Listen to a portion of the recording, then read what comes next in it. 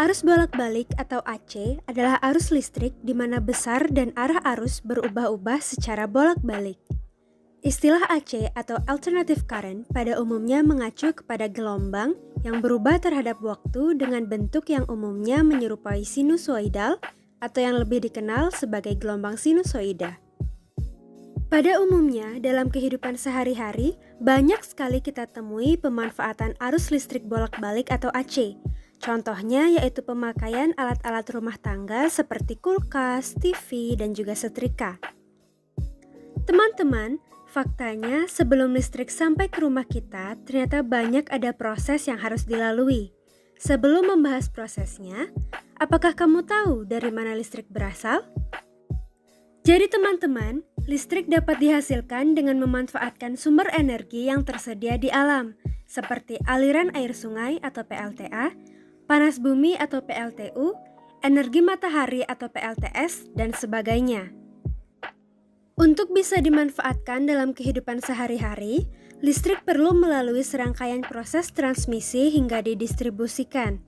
Sistem transmisi listrik merupakan proses penghantaran tenaga listrik secara besar-besaran dari pembangkit listrik ke gardu listrik utama. Lalu, bagaimana proses transmisi dan distribusi listrik hingga sampai ke rumah? Pada tahap pertama, proses untuk menghasilkan energi listrik terjadi di pembangkit listrik. Proses perubahan energi menjadi energi listrik terjadi di pusat pembangkit listrik. Turbin dan generator merupakan komponen utama dalam beberapa jenis pembangkit listrik. Salah satu contohnya adalah pembangkit listrik tenaga air. Energi kinetik yang dihasilkan oleh aliran air diubah menjadi energi listrik oleh generator.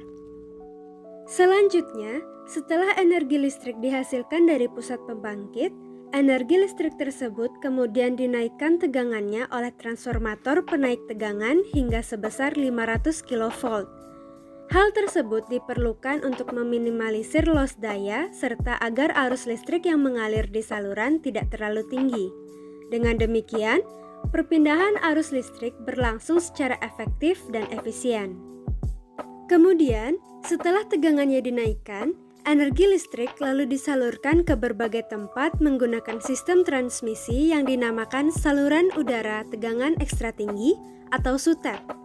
Melalui SUTET, kemudian listrik dialirkan ke gardu induk. Di sini, tegangan listrik diturunkan menjadi tegangan menengah sebesar 20 kV oleh transformator penurun tegangan. Selanjutnya, energi listrik disalurkan ke gardu-gardu distribusi. Energi listrik kemudian diturunkan lagi tegangannya hingga menjadi tegangan rendah yaitu 220 volt. Tegangan listrik sebesar itu sudah sesuai dengan kebutuhan di rumah. Setelah itu, energi listrik dialirkan ke rumah-rumah dan industri melalui jaringan distribusi.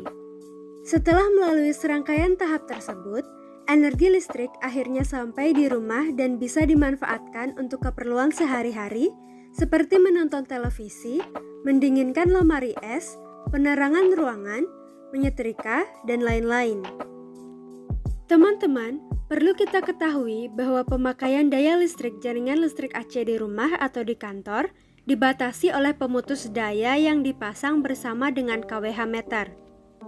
Jika arus listrik melebihi ketentuan, maka dengan adanya pemutusan daya secara otomatis akan menurunkan saklar. Untuk keamanan pada alat-alat listrik di rumah tangga, biasanya pada masing-masing alat dipasang sekring. Pemasangan sekring pada alat listrik untuk mengantisipasi adanya arus yang tiba-tiba membesar yang memungkinkan alat listrik dapat rusak atau terbakar. Dengan adanya sekring, jika arus tiba-tiba membesar, maka sekring akan putus dan alat listrik tidak akan rusak. Baik teman-teman, setelah mendengarkan penjelasan saya tadi, apakah teman-teman tahu kenapa PLN melakukan transmisi dan distribusi menggunakan listrik arus AC dan bukan arus DC? Hal ini karena arus listrik searah atau DC kehilangan sebagian energinya sewaktu disalurkan pada tegangan tinggi. Oleh sebab itu, mengirimkan arus searah melalui kabel tegangan tinggi yang diperlukan untuk pengiriman jarak jauh tidaklah ekonomis. Dengan menggunakan arus bolak-balik atau AC, listrik tegangan tinggi dapat disalurkan dengan lebih murah daripada arus searah dan tegangannya pun bisa dinaikkan atau diturunkan cukup dengan mengaktifkan transformator. Baik teman-teman, sekian presentasi saya mengenai penerapan listrik arus AC dalam kehidupan sehari-hari. Saya juga ingin memberikan pesan untuk teman-teman semua agar selalu bijak dan hemat dalam menggunakan energi listrik.